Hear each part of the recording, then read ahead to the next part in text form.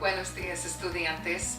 Me llamo señora L y hoy vamos a hablar sobre el calendario y los meses en español y inglés.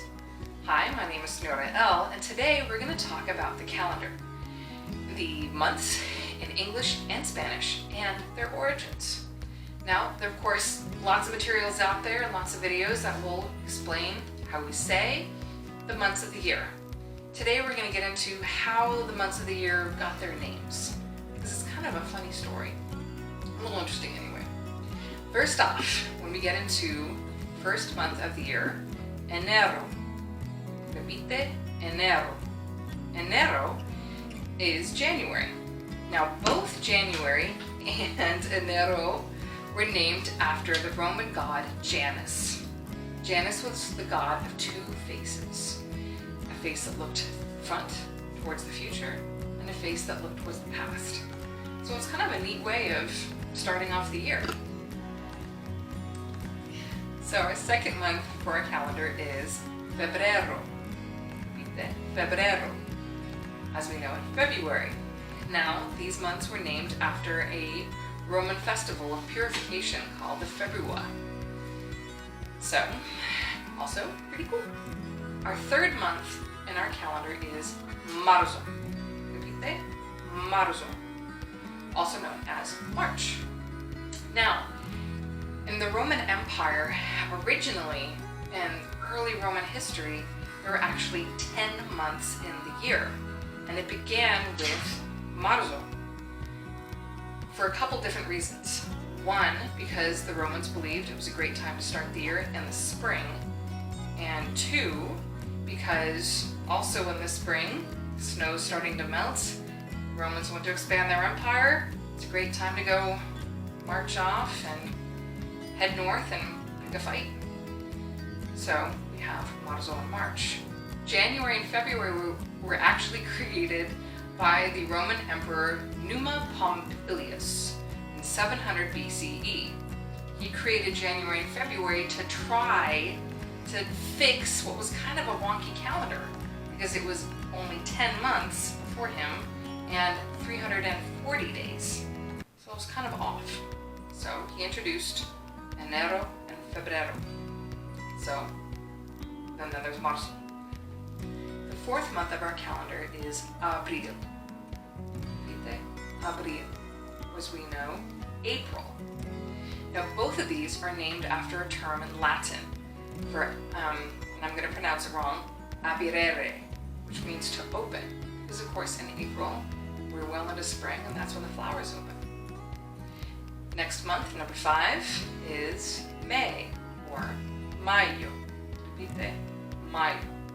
Both of these months were named after the Greek goddess Maia, who was one of the Pleiades up in the heavens, and also the mother of Mercury, who we'll talk about when we discuss the days of the week. So now we get to June, or junio. Repite, junio.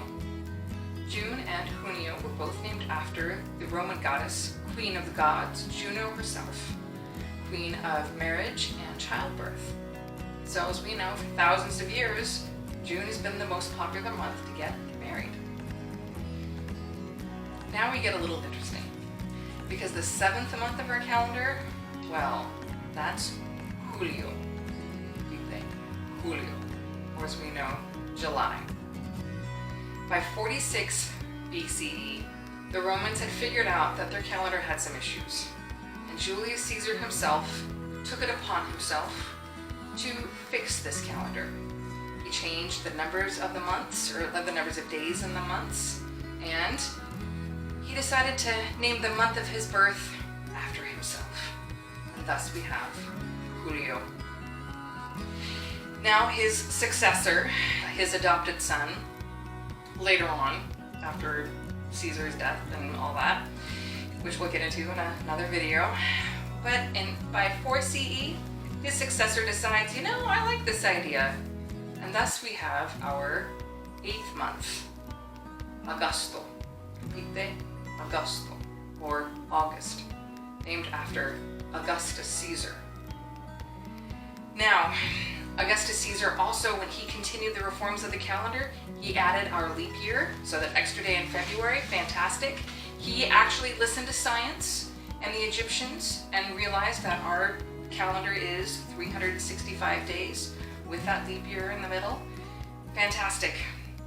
There's just one slight problem. As they reformed this calendar and named the various months different names, they forgot to do one thing. Our 9th month is called Septiembre. Repite, Septiembre, or September. Sept in Latin means 7.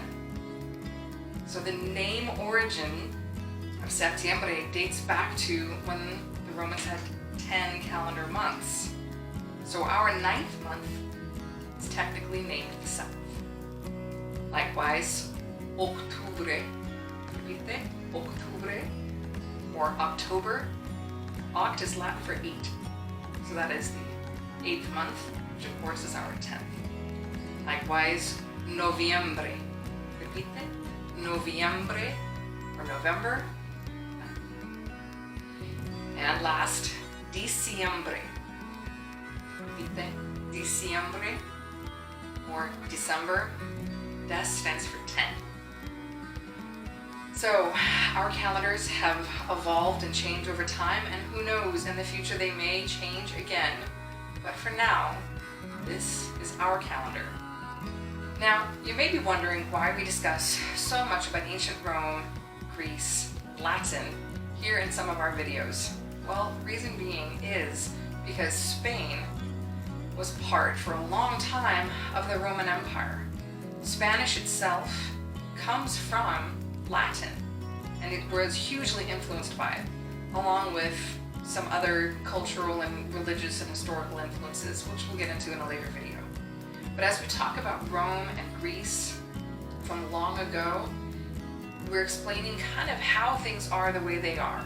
Not just what they are right now, but how they got to be what they are. Thank you so much for checking out our videos. If you would like to see more of our Spanish educational content, please feel free to check here, or subscribe below here. Gracias and hasta luego.